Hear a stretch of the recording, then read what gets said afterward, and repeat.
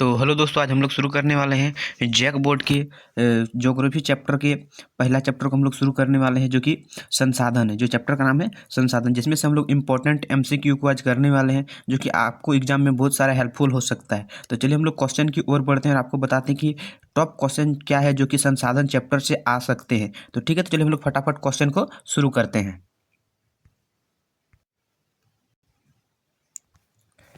तो इनमें से हम लोग का पहला क्वेश्चन हो जाएगा क्या कि इनमें से कौन सा अनवीनीकरण संसाधन का उदाहरण नहीं है। तो ऑप्शन नंबर में आपको दिखाई दे रहा होगा कि ऑप्शन में ए है क्या है पेट्रोल, बी में क्या है कोयला, सी में क्या है वन और डी में क्या है प्राकृतिक गैस। तो आप बता सकते हैं इसका आंसर क्या हो जाएगा। अगर आपको पता है तो बताइए, और नहीं पता है तो मैं आपको आंसर बता देता हूँ। इसका आंसर हो जाएगा आपका सी, क्या हो जाएगा वन। ठीक है ना।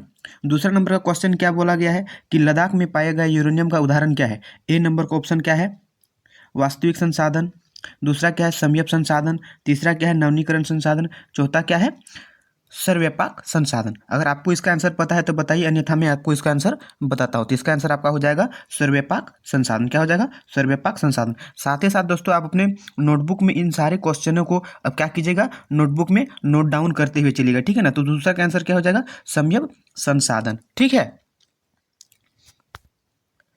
समयप संसाधन। ठीक है, समयप संसाधन पे आपको टिक आउट कर लेना है। आपका हो जाएगा तीसरा नंबर का क्वेश्चन क्या बोल रहा है कि निम्नलिखित में से कौन सा मानव निर्मित संसाधन है।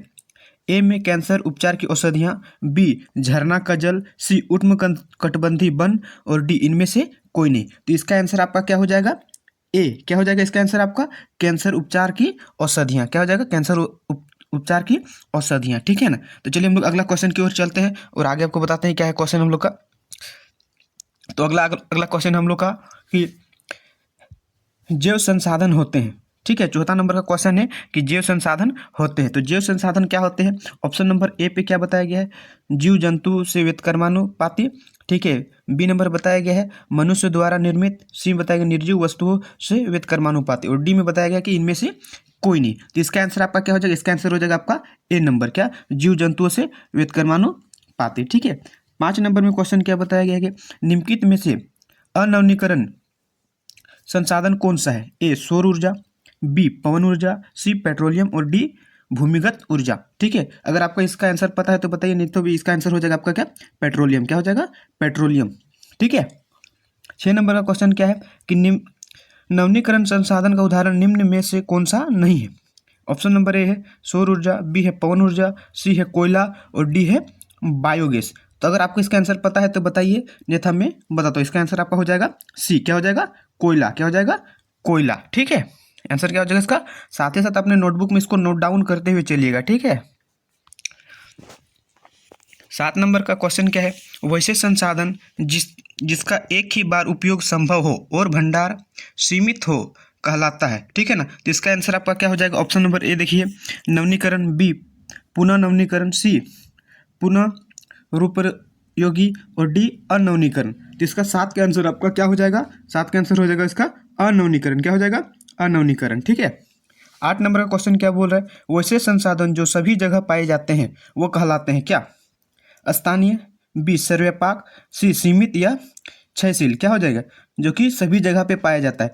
तो अगर आप अच्छे तरीक़ा से अगर इस चैप्टर को आप लोग अगर पढ़ें तो इसमें से आपको पता होगा कि इसका आंसर आपका क्या हो जाएगा सर्वव्यापक। जो सभी जगह पर पाए जाते हैं उसे क्या कहेंगे सर्वव्यापक संसाधन। ठीक है ना। और 9 नंबर का क्वेश्चन क्या बता रहा है कि वैसे संसाधन जिसकी मात्रा ज्ञात हो और वर्तमान में उपयोग किया जा रहा हो उसे कहलाता है समयप संसाधन, वास्तविक संसाधन, संरक्षित संसाधन और इनमें से कोई नहीं। ठीक है, तो इसका आंसर आपका क्या हो जाएगा वास्तविक संसाधन। ठीक है ना। वैसे संसाधन जिसकी मात्रा ज्ञात हो और वर्तमान में उपयोग किया जा रहा हो उसे क्या कहेंगे वास्तविक संसाधन। ठीक है, 10वां नंबर का क्वेश्चन क्या है वैसे संसाधन जिनकी प्रकृति शीघ्रता से नवीनीकरण कर लेती है वो कहलाती है क्या। ए क्षारीयता, बी अनवीनीकरण या सी नवीनीकरण और डी इनमें से कोई नहीं। तो इसका आंसर आपका क्या हो जाएगा नवीनीकरणीय। क्या हो जाएगा नवीनीकरणीय। ठीक है, 11 नंबर का क्वेश्चन क्या है निश्चित स्थान में पाए जाने वाली संसाधन को कहलाते हैं क्या। ए सर्वसुलभ, बी सर्वव्यापक, सी स्थानीय और डी सर्वमान्य। ठीक है, तो इसका आंसर आपका क्या हो जाएगा सी स्थानीय। क्या हो जाएगा सी स्थानीय। ठीक है ना। 12 नंबर का क्वेश्चन क्या है प्रौद्योगिक स्थानीय है क्या। ए मानव निर्मित, बी मानक, सी संयम और डी प्रकृति। ठीक है, तो इसका आंसर आपका क्या हो जाएगा प्रौद्योगिक संसाधन का? इसका आंसर आपका हो जाएगा ए मानव निर्मित। क्या हो जाएगा? मानव निर्मित। प्रौद्योगिक का संसाधन क्या है? मानव निर्मित। ठीक है ना। 13 नंबर का क्वेश्चन क्या है? अजैव संसाधन कहलाता है ए निर्जीव वस्तुओं से निर्मित, बी मानव निर्मित, सी जीव जंतुओं से निर्मित और डी इनमें से कोई नहीं। तो अजैव संसाधन किसे कहते हैं तो उसके बारे में पूछा गया है। तो इसका आंसर आपका क्या हो जाएगा? सी। क्या होता है? अजैव संसाधन क्या होता है? जीव जंतुओं से बना होता है, उसे क्या कहेंगे? अजैव संसाधन। तो आपको किसको टिक करना है? सी नंबर पे, जो कि जीव जंतुओं से निर्मित होता है। ठीक है। 14 नंबर का क्वेश्चन क्या बोला गया है? निम्न में से कौन सा स्थानिक संसाधन नहीं है? जल, लोहा, अब्रक और मैग्नीज। क्या है जो कि स्थानिक संसाधन नहीं है? ठीक है। तो अगर आपको पता है तो बताइए, और नहीं पता है तो मैं बता देता हूं कि इसका आंसर हो जाएगा आपका जल। क्या है? जो कि स्थानिक संसाधन नहीं है। ठीक है ना। और 15 नंबर का क्वेश्चन क्या बोल रहा है, और आखिरी क्वेश्चन हम लोग का 15 नंबर क्या है? मानव स्वयं में एक है। मानव स्वयं में एक है। क्या है? विकास, हंस, या सी संसाधन, या डी इनमें से कोई नहीं। क्या हो जाएगा? मानव क्या है? विकास है, हंस है, या संसाधन है, या फिर इनमें से कोई नहीं। क्या है? मानव एक संसाधन है। क्या है? संसाधन है। ठीक है ना। तो आपको इसको टिक करना है। तो आज हम लोग कितना कुल 15 क्वेश्चन को किए हैं। ठीक है ना। तो 15 क्वेश्चन जो भी रहा, ये संसाधन चैप्टर का क्या रहा?